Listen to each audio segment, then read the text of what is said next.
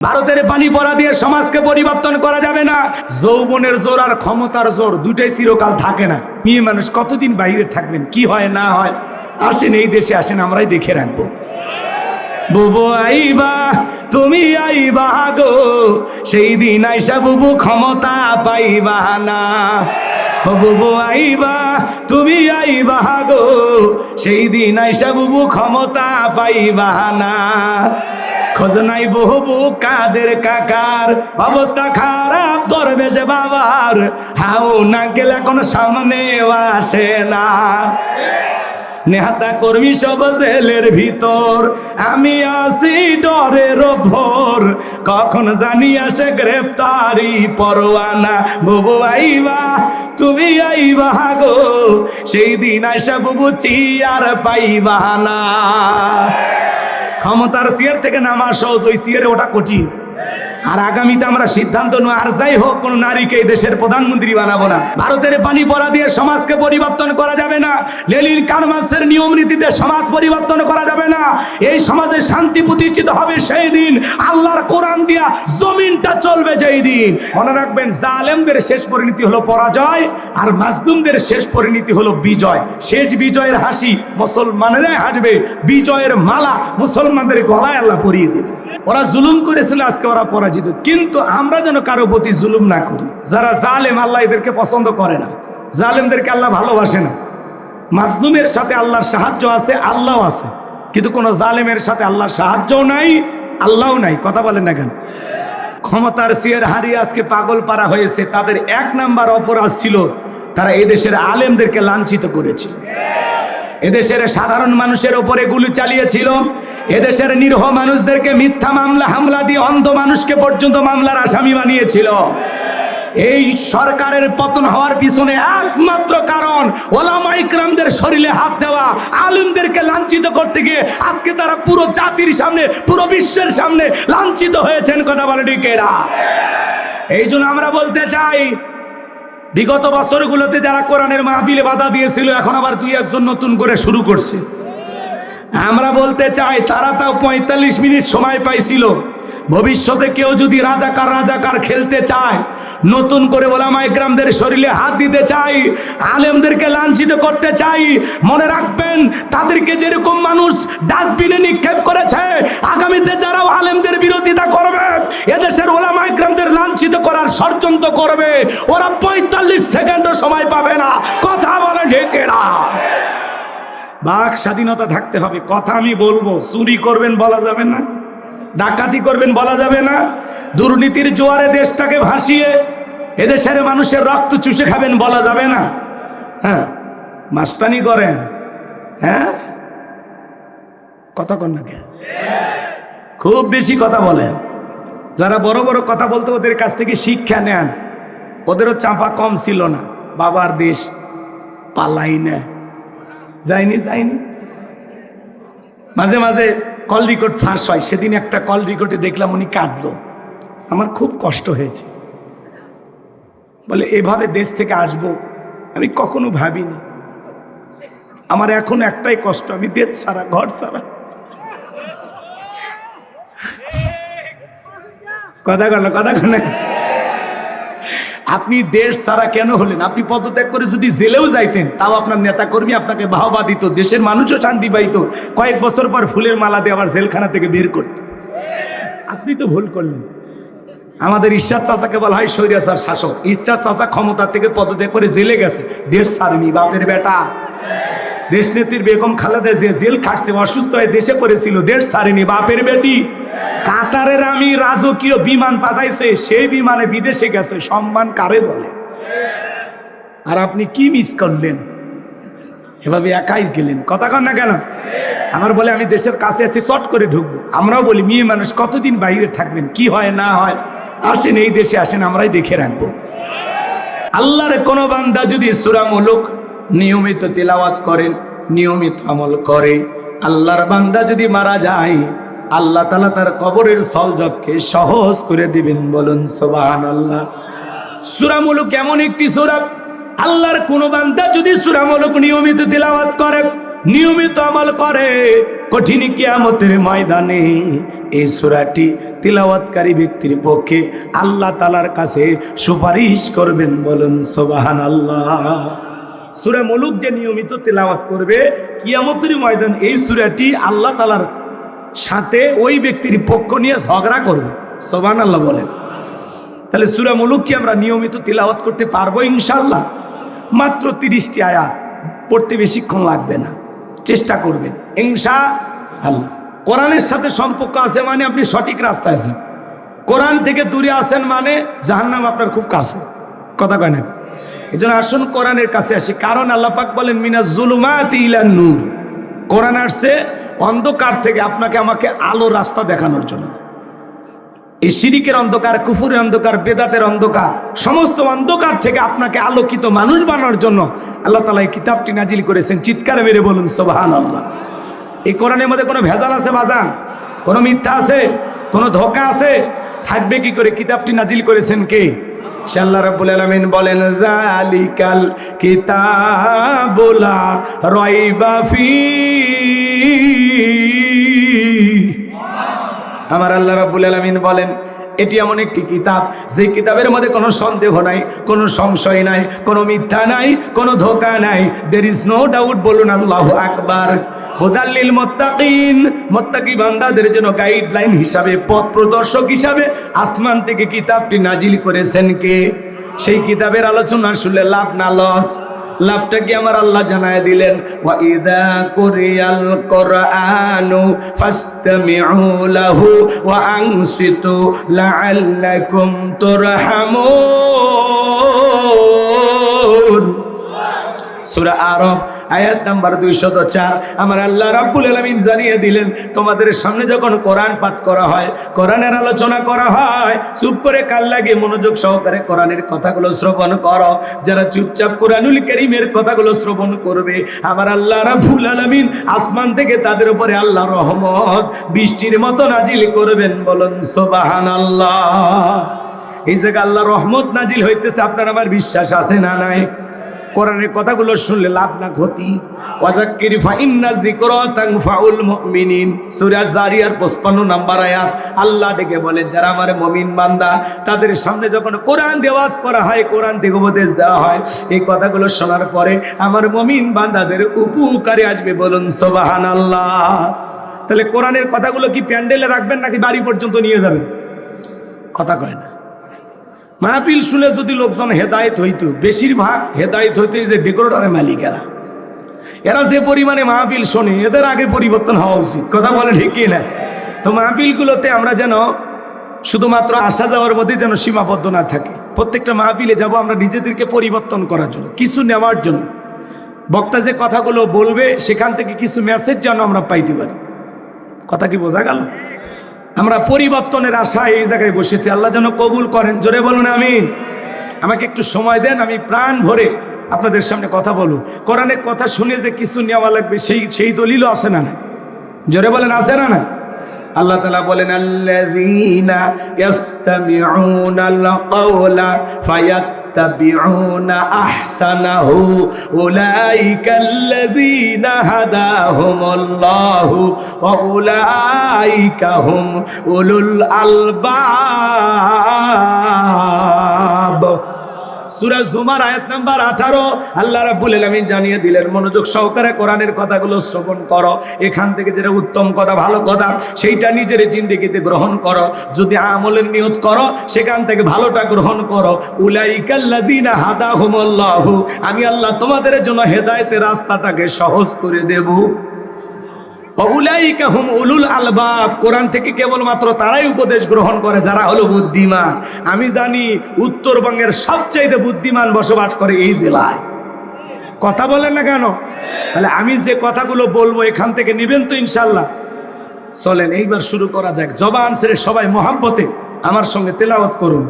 আউযু বিল্লাহি মিনাশ শাইতানির রাজিম। বিসমিল্লাহির রাহমানির রহিম। বিতাড়িত মুর্দাত শয়তানের কাছ থেকে অভিশপ্ত ইবলিসের কাছ থেকে আল্লাহ পাকের কাছে আশ্রয় প্রার্থনা চাচ্ছি। পরম করুণা অসীম দয়ালু আল্লাহ তাআলার নামে শুরু করছি। আল্লাহ রাব্বুল আলামিন বলেন, তাবারাকাল্লাযী বিয়াদিহিল মুলক ওয়া হুয়া আলা কুল্লি শাইইন কাদির। আমার আল্লাহ রাব্বুল আলামিন বলেন, মহামান্বিত সেই সত্তা যার হাতে সর্বময় কর্তৃত্ব রাজত্ব পাওয়ার ক্ষমতা, তিনি হলেন সব বিষয়ের উপরে শক্তিবান, সব বিষয়ের উপরে একমাত্র ক্ষমতাবান। তিনি কে? আরেকটু জোরে বলেন কে? আসমানে ক্ষমতা চলবে কার? জমিনে ক্ষমতা চলবে কার? সকল ক্ষমতার চাবিকাঠি একমাত্র কার হাতে? আসমান আর জমিনে, এর মধ্যে কারো কি অংশীদার আছে? মালিক কে? লিল্লাহি মা ফিস সামাওয়াতি ওয়া মা ফিল আরদ। আকাশ আর জমিনের একচ্ছত্র মালিক আমার আল্লাহ। আল্লাহু আকবার বলেন। আল্লাহর চাইতে বড় কেউ আছে? হ্যাঁ, ওয়ালাম ইয়াকুল লাহু কুফুয়ান আহাদ। আকাশ আর জমিনে আল্লাহর সমকক্ষ, আল্লাহর সমতুল্য আর কেউ নাই। আল্লাহর চাইতে বড় আর কেউ? কষ্ট হয়, কষ্ট হয়। আন্নাল কুওয়াতা লিল্লাহি জামিআ। সকল ক্ষমতার একমাত্র মালিক কে? সে আল্লাহ রাব্বুল আলামিন বলেন, তাবারাকাল্লাযী বিয়াদিহিল মুলকু ওয়া হুয়া আলা কুল্লি শাইইন কাদির। মহামান্বিত সেই সত্তা যার হাতে সর্বময় কর্তৃত্ব রাজত্ব পাওয়ার ক্ষমতা, তিনি হলেন সব বিষয়ের উপরে শক্তিবান। তাহলে সকল ক্ষমতার একমাত্র মালিক কে? আরেকটু জোরে বলেন কে? অনেকে ভাবতেছেন, হুজুর আমরা তো জানি বহু মানুষ দুনিয়ায় ক্ষমতায় আছে, এরা কি? আপনাদের এলাকা থেকে একটা ছেলে যদি ঢাকায় চাকরি করেন, একটা বাসায় যদি সে থাকে, ওর পরিচয় হলো কি? ভাড়াটি। ওই বাসায় কিছুদিন যদি থাকে, পরিচয় কি ভাই? ভাড়াটি। এ পৃথিবীর ভূখণ্ডে আল্লাহ কাউকে 5 বছর, কাউকে 10 বছর, কাউকে 20 বছর ক্ষমতার সিয়েরটা ভাড়া দেয়। ওদের পরিচয় হলো ভাড়াটিয়া। ওরা কেউ স্থায়ীভাবে ক্ষমতায় থাকতে পারবে না। এদিকে খেয়াল করেন, পুরো পৃথিবীর ক্ষমতা একমাত্র আল্লাহর হাতে। কথা কয় না? আল্লাহর চাইতে বড় ক্ষমতাধর কেউ নাই। সকল ক্ষমতার একমাত্র মালিক, একটু জোরে বলেন, সকল ক্ষমতার একমাত্র মালিক। সকল ক্ষমতার চাবিকাঠি একমাত্র আল্লাহর কুদরতি হাতে। আল্লাহু আকবার বলে। যারা বলে ক্ষমতার উৎস জনগণ, ওরা পান দিয়ে ফুলে। ক্ষমতার উৎস জনগণ না, ক্ষমতার উৎস কে? জোরে বলেন কে? এই যে পুরো পৃথিবীতে যাদেরকে আল্লাহ তাআলা ক্ষমতা দেন, সেই কথা আল্লাহ তাআলা বলতেছেন, ক্ষমতা দেওয়ার মালিক কে? আল্লাহ রাব্বুল আলামিন বলেন, কুলিল্লাহুম্মা মালিকাল মুলকি তুতিল মুলকা মান তাশাউ ওয়া তানজিউল মুলকা মিম্মান তাশা ওয়া তুইজ্জু মান তাশাউ ওয়া তুযিল্লু মান তাশা বিয়াদিকাল খায়র ইন্নাকা আলা কুল্লি শাইইন কাদির। সূরা আলে ইমরান আয়াত নাম্বার 26 আমার আল্লাহ রাব্বুল আলামিন জানিয়ে দিলেন, রাজত্ব দেওয়ার মালিক আমি আল্লাহ, ক্ষমতার চেয়ারে বসানোর মালিক কে? একটু চিল্লায় বলেন তো কে? ক্ষমতার চেয়ারে বসানোর মালিক কে? কাউরে ক্ষমতা দিলে যে সম্মান দেওয়া হলো এমনটা নয়। ক্ষমতার সম্মান দুইটা ভিন্ন জিনিস। কথা কয় না? এই পৃথিবীর জমিনে অনেক মানুষকে আল্লাহ ক্ষমতার চেয়ারে বসায়ও লাঞ্ছিত করেছেন। যারা ক্ষমতার চেয়ারে বসে দাম্ভিকতা অহংকার করে, এমনও মানুষ পৃথিবীতে এসেছিল, ক্ষমতার চেয়ারে বসে বাড়াবাড়ি করার কারণে আল্লাহ জুতার বাড়ি খাওয়ায় ক্ষমতার চেয়ার থেকে নামাইছে। জুতার বাড়ি খাওয়ায় দুনিয়া থেকে বিদায় করেছে। শ্রীলঙ্কার দিকে তাকায় দেখলেন না? জনগণের সাথে জুলুম করার কারণে, অত্যাচার করার কারণে জনগণ নেতাকে বাগি পাইয়া কাপড় খুলে ক্ষমতার চেয়ার থেকে নামাইছে। ভাগ্যিস ভালো সেদিন হাফ প্যান্ট পরা ছিল। কথা কন না কে? এই জন্য ক্ষমতা এটা কার দেয়া নিয়ামত? জোরে বলেন। যারা মনে করে ক্ষমতা আল্লাহর দেয়া নিয়ামত আর জনগণের দেয়া আমানত, নিয়ামত পেয়ে আল্লাহর শুকরিয়া আদায় করে আর জনগণের আমানত সঠিকভাবে বুঝিয়ে দেয়, ইতিহাসের সোনালী পাতায় তাদের নাম লেখা থাকে। যারা ক্ষমতার চেয়ারে বসে আদল ইনসাফ প্রতিষ্ঠিত করে, ন্যায় বিচার কায়েম করে, মানুষের অধিকার প্রতিষ্ঠিত করে, আল্লাহর জমিনে আল্লাহর দ্বীনকে কায়েম করে, ইতিহাসের সোনালী পাতায় তাদের নাম লেখা থাকে। আর যারা ক্ষমতার চেয়ারে বসে জুলুম করে, অত্যাচার করে, ক্ষমতাকে বাপদাদার পৈতৃক সম্পত্তি মনে করে যা ইচ্ছা তাই করে, ওই সমস্ত রাজা বাদশা প্রধানমন্ত্রী সরকার, তাদের নাম ইতিহাসের কালো পাতায় লেখা থাকে। ঘৃণা নিয়ে মানুষ ওদের নাম উচ্চারণ করে। এমন নেতা আছে পৃথিবীতে তার নাম শুনলে মানুষ থুথু দেয়। একটু এই কথা কর, এরকম নাই? নাম বলার দরকার আছে কারো? এই জন্য ক্ষমতার চেয়ারে বসলে লাভ দেওয়া যাবে না। যত বেশি লাভ দিবা তত বেশি পড়িয়ে যাবে। কথা কয় না, কথা কয় না। লাফালাফি করতে নাই। ক্ষমতা কার দেয়া নিয়ামত? কার দেয়া নিয়ামত? আল্লাহ স্পষ্ট বললেন, রাজত্ব দেওয়ার মালিক আমি আল্লাহ। ক্ষমতা দেওয়ার মালিক কে? ক্ষমতা কেড়ে নেওয়ার মালিক কে? অত ইজ্জু মান তাশা ওয়া তুযিল্লু মান তাশা, সম্মান দেওয়ার মালিক কে? লাঞ্ছিত করার মালিক কে? বিয়াদিকাল খায়র, সকল কল্যাণের চাবিকাঠি কার হাতে? ইন্নাকা আলা কুল্লি শাইইন কাদির।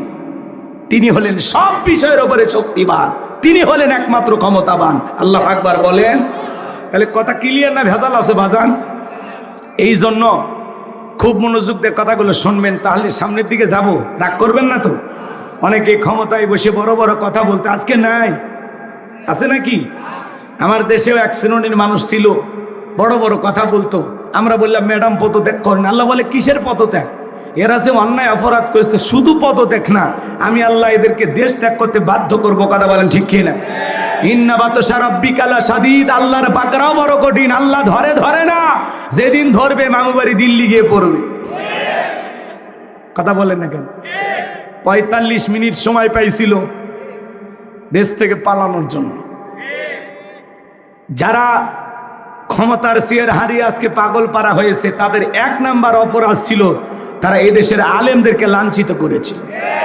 আমার ভাইয়েরা, আমার আল্লাহ রাব্বুল আলামিন বলেন, তাবারাকাল্লাযী বিয়াদিহিল মুলকু ওয়া হুয়া আলা কুল্লি শাইইন কাদির। মহামান্বিত সেই সত্তা যার হাতে সর্বময় কর্তৃত্ব, রাজত্ব পাওয়ার ক্ষমতা, তিনি হলেন সব বিষয়ের উপরে ক্ষমতাবান। বলেন আল্লাহু আকবার। তাহলে আমি যে কথা বলতে চাচ্ছিলাম বাজান, পুরো পৃথিবীর ক্ষমতার একমাত্র মালিককে? এই পৃথিবীর ভূখণ্ডে আল্লাহ পাক 4 জন মানুষকে পুরো পৃথিবীর ক্ষমতা দিয়েছিলেন। জোরে বলেন কয়জন? 4 জন মানুষকে আল্লাহ পুরো পৃথিবীর রাজত্ব পাওয়ার ক্ষমতা দিয়েছিলেন। পুরো পৃথিবীর ক্ষমতা দূরের কথা, ছোটখাটো বাতির নেতার গরম এলাকায় থাকা যায় না। কথা বলেন না কেন? কথায় কথা বলে আমার জিনিস আছে না নাই? এখন কিন্তু না, আগে ছিল। আবার যদি নতুন করে ওই রকম গ্রুপ জন্ম নেয়, ওদের শিক্ষা নেওয়া উচিত, অবস্থা কিন্তু ভালো হবে না। রাগ করতেছেন মনে হয় আপনারা? আর কোন পাতি নেতার জন্ম বাংলাদেশে হোক আমরা চাই না। শোনেন, বিশ্বনবীর জামান একটা পাতি নেতার আগমন হয়েছিল, ওর নাম ছিল মহাবীর আমর। রাগ করবেন না, 2 মিনিটে ঘটনাটা বলে সামনের দিকে যাবো বাজান। এই মক্কার মহাবীর আমার বিশ্ব নবী হিজরত করে মদিনায় চলে গেছেন। নবী আমার মক্কার কাফেরদেরকে নিয়ে কোনো মাথা ব্যথা নাই, কোনো টেনশন নাই। কিন্তু এই মহাবীর আমর এরা চিন্তা ভাবনা করতেছে, না জানি ভাতিজা মুহাম্মদ মদিনায় যা কি করতেছে, টেনশন, এদের ঘুম আসে না। এই জন্য মক্কার মহাবীর আমর প্রতিমার সামনে দ্বারা শপথ গ্রহণ করে বলল, যতক্ষণ আব্দুল্লাহর বটা মুহাম্মদ সাল্লাল্লাহু আলাইহি সাল্লামের দেহ থেকে কাল্লাটা না ফেলায় দিতে পারবো, ততক্ষণ পর্যন্ত আমি 1 ফোঁটা পানিও পান করব না। জোরে কন্না নাউজুবিল্লাহ। মন দিয়ে কথাগুলো শুনবেন বাজান। নবীর যে দেহ থেকে কাল্লাটা ফেলাইতে চায়, আমার নবীকে আর পাকা দানে মই দিছে, ওর বাড়িতে চুরি করতে গেছে। আমাদের নবীর কি কোনো অপরাধ আছে? নবী কালেমার দাওয়াত দেয়, কোরআনের প্রচার প্রসার করে, এটাই হলো অপরাধ। এটাই জালেমদের কাছে সহ্য হয় না। কথা বলেন ঠিক কি না? আমার ভাইয়ের, আমি যে কথা বলতে চাই গভীর মনোযোগ দিয়ে শুনবেন। নবীর মাথা নেওয়ার ঘোষণা করে শপথ গ্রহণ করে যখন মদিনার পথে রওনা করলো, আল্লাহ তাআলা তার হাবিবের কানে এই খবরটা পৌঁছায় দিলেন, নবী গো, মক্কার মহাবীর আমর আপনার মাথা নেওয়ার ঘোষণা করে রওনা করেছে। নবী আমার টেনশনে পড়ে গেল, কি করা যায়, কি করা যায়? হযরত ওসমানকে ডেকে বলেন, আমার সাহাবী ওসমান, বলো তো, মক্কার মহাবীর আমর আমার মাথা নেওয়ার ঘোষণা করে রওনা করেছে, তোমরাই বলো কি করা যায়? হযরত ওসমান ডেকে বলেন, নবী আপনি আল্লাহর এত বড় পয়গাম্বার, আল্লাহ তাআলার কাছে দোয়া করেন ওই মক্কার মহাবীর আমর আপনার চেহারা দেখার আগে আল্লাহ যেন জমিন থেকে বলে বিদায় করে দেয়, ওর হাত পা প্যারালাইজ করে দেয়। নবী আমার এই কথা শুনে হাত তুলে দোয়া করা শুরু করলেন, আল্লাহ ওই মক্কার মহাবীর আমর আমার কাছে পৌঁছার আগে হাত পা এতটুকু শুধু বলেছেন। আল্লাহ আসমান থেকে বলে, জিবরাইল আর করিস না দেরি, আমার বন্ধু নবী মুহাম্মদকে জানায় দাও তাড়াতাড়ি। আমি আল্লাহ পাক শুধু দুই হাত দোয়া করার জন্য দেই নাই, মাঝে মাঝে জালেম আর বেঈমানদেরকে সাইজ করার জন্য ওই দুই হাতে লাঠিও তুলে নেওয়া লাগবে। বলেন আল্লাহু আকবার। জিবরাইল এসে বলে, নবী দোয়া কবুল হবে না, হাত নামান। রাগ করতেছেন? সব জায়গায় কি দোয়া দিয়ে কাজ হয়? অনেকে দেখবেন দোয়া করে আর দড়ি পাকায়, মুনাজাত করে আর দড়ি পাকায়। আপনাদের বোঝেন না, আগেকার দাদা চাচারা কিন্তু এরকম দড়ি পাকাইতো। ওইটা কি দিয়ে? ঢেরা দিয়ে। আমাদের এলাকায় কয় বেললে, তাই না? গাই বান্ধাই বলে বেললে, এই দড়ি পাকায়, এরকম দড়ি পাকায়। অনেকে মুনাজাত করে দড়ি পাকায়, আছে না? আবার এক গ্রুপ আছে পেশার মাপে, মুনাজাত করে আর কি করে? পেশার মাপে। আর যারা খুব বেশি চালাক এরা চুপচাপ হাতে এইভাবে তোলে, কথা কয় না? আর যারা এই শেয়ানার ওপরও যারা আবার শেয়ানা বেশি, ওরা হাতে তোলে না, চুপ। হুজুর যখন বলে আমিন, তখন বলে আমিন হুজুর, আজকের মুনাজাত সেই হয়েছে। ও কিন্তু দোয়াই ধরেনি, কথা কন, আছে না ভাই, আছে না? তো মনে করেন এই গ্রামের বলবো না, না অন্য গ্রামে যাই, আপনারা আবার রাগ করবেন না তো? এটা হলো উদাহরণ, কথা বোঝানোর জন্য একটা কি উদাহরণ, এক্সাম্পল, রাগ করবেন না। তো মনে করেন এই ধাওয়াজ গ্রামের প্রতিদিন চুরি হচ্ছে, গরু ছাগল চুরি হয়, টাকা পয়সা চুরি হয়, এমনকি সুন্দরী বউটাও চুরি হয়। চোরের অত্যাচারে এই গ্রামে থাকা যাচ্ছে না।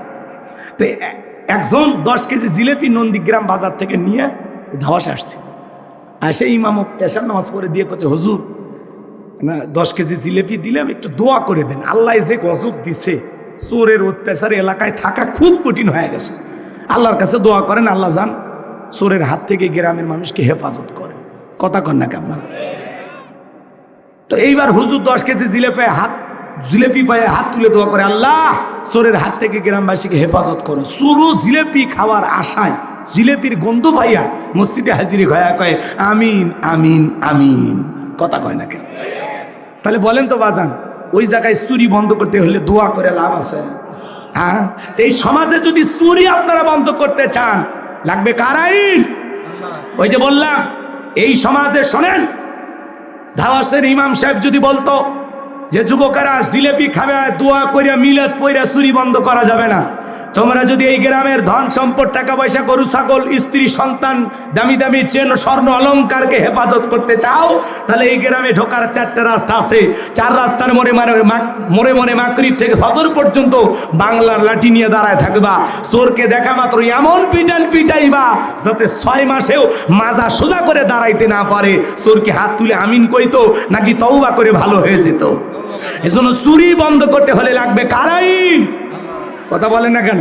আল্লাহ রাব্বুল আলামিন আইন দিয়েছেন, ওয়াস-সারিকু ওয়াস-সারিকাতু ফাকতুউ আইদিয়াহুমা জাযাআম বিমা কাসাবা নাকালাম মিনাল্লাহ। সূরা মায়েদার 38 নম্বর আয়াতে 1500 বছর আগে আল্লাহ আইন দিয়েছেন, চোর পুরুষ হোক আর নারী হোক, আল্লাহর বিধান, আল্লাহর আইন, আল্লাহর ফয়সালা হলো চোরের ডান হাতের কবজি কেটে দাও।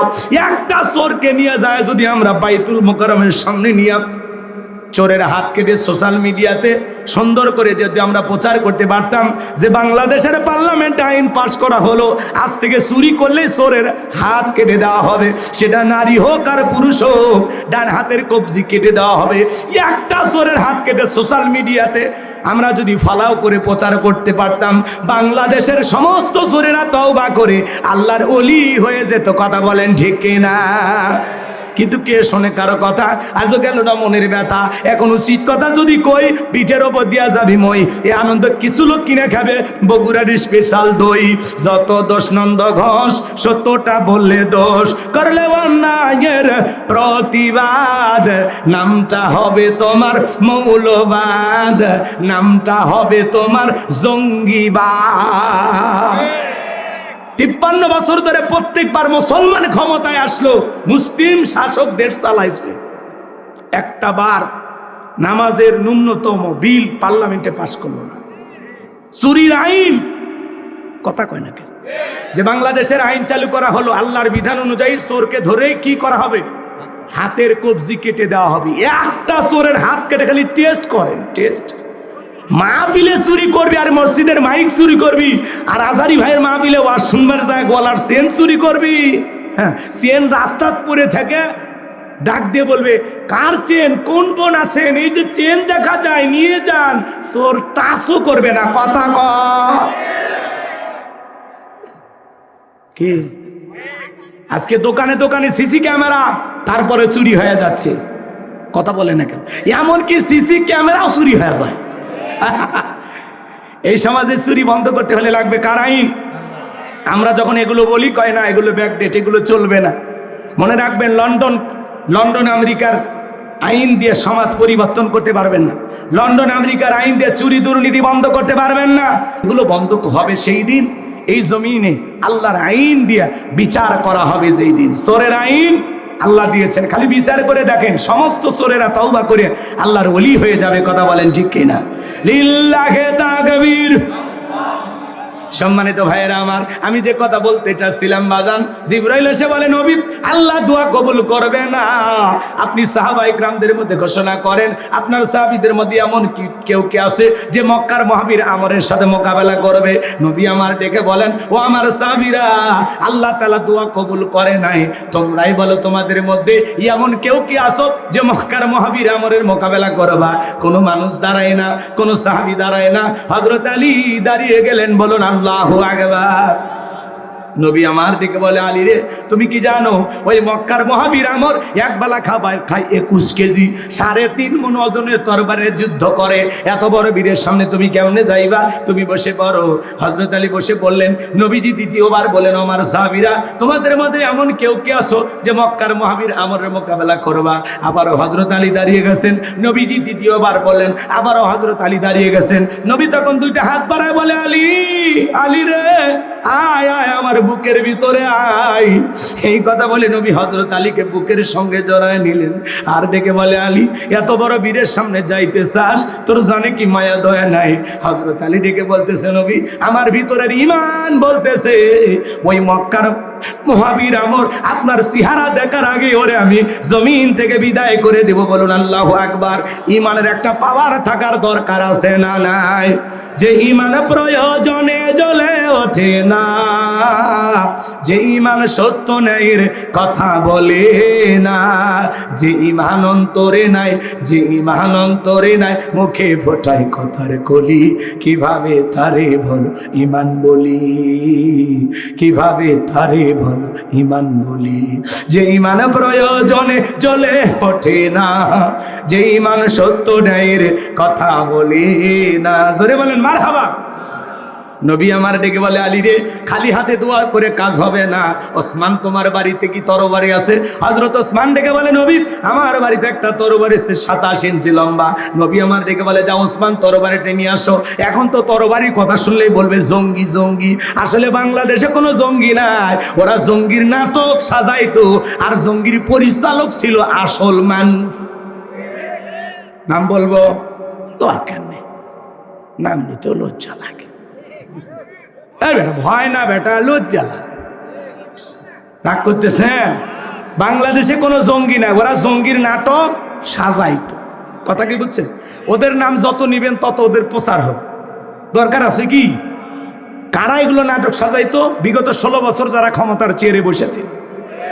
তাই তো বলি, এত জঙ্গি কোথা থেকে আসে? হঠাৎ করে এখানে জঙ্গি বিশাল বাড়ি ঘেরাও করে রাখে, বলে সারা রাত অভিযান চলে, দেখা কয়েকটা দাঁড়িয়ে বলে আগে ভাগেই ভিতরে ঢোকায় রাখতো, দিয়ে মানুষের আতঙ্ক। বাংলাদেশের মানুষও বুঝাইতো যে অলি গলি জঙ্গিতে ভরে গেছে, আমরা ক্ষমতায় থাকলে জঙ্গি নিধন করব, না হলে তোমরা এখানে শেষ হয়ে যাবা। এলে নাটক ইস্যু তৈরি করতো। মানে ওরা জঙ্গির নাটক, বিভিন্ন নাটক তৈরি করিয়া পাবলিককে ওই দিকে দৃষ্টিপাত করতো যে এইদিকে তাকাও, জঙ্গি ধরছে।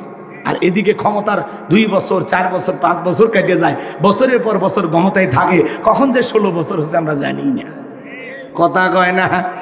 এই জন্য বাজান ওদেরকে সেনা বড় দায়, সামনের দিকে যায় মজা পাবেন। যে কথা আমি বলতে চাচ্ছিলাম, এইবার হযরত ওসমান তরবারি এনে দিলেন, নবী আমার হযরত আলীর হাতে তরবারি ধরায় দিলেন। হযরত আলী তরবারি পায়ে মারছে দৌড়, দৌড়াইতে দৌড়াইতে আমরের মুখোমুখি হয়ে গেছে যখন, এইবার আমর ডেকে বলে, কি রে পিচ্চি আলী, তুই কেন আমার সামনে? হযরত আলী বলতেছে, পিচ্চি নাকি পরে বুঝাইতেছি, বলেন আল্লাহু আকবার। আর একটু জোরে বলেন আল্লাহু আকবার। এইবার শোনেন ভাইয়েরা আমার, আলী হযরত আলী তরবারিটাতে দাগ টানতেছেন, দাগ টানা বোঝেন, একটা দোয়া পরে দাগ টানতেছেন। এই দোয়াটা পরে বাড়ির চতুর্দিকে ফু দিতে পারলে বড় বড় দুর্ঘটনার হাত থেকে আল্লাহ আপনার পরিবারকে হেফাজত করবেন, বলুন আল্লাহু আকবার। কি সেই দোয়াটা শুনবেন? হযরত আলী দোয়া পড়তেছেন আর দাগ টানতেছেন। দাগ টানা বোঝেন না বগুড়ার মানুষ?